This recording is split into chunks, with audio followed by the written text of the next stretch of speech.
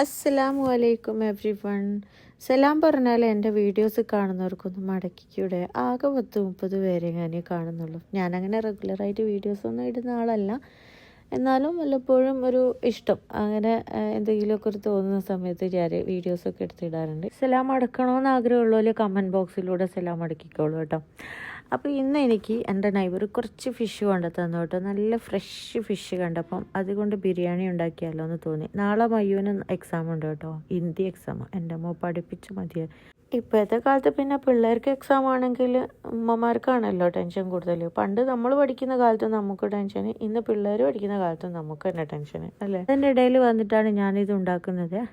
നിങ്ങളൊക്കെ ബിരിയാണി ഉണ്ടാക്കാൻ ഏത് റൈസാണ് എടുക്കാറ്?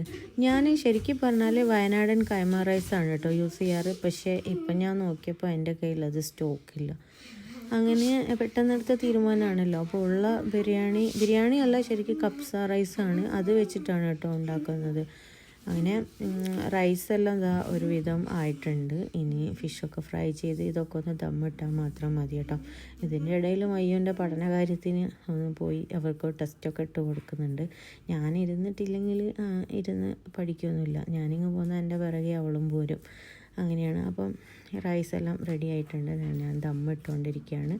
എനിക്ക് ഫിഷ് തന്ന എൻ്റെ നൈബർക്കുണ്ടല്ലോ, സത്യം പറഞ്ഞാൽ ഒരിത്തിരി പോലും ബിരിയാണി കൊടുക്കാൻ എനിക്കായില്ല. അതേപോലെ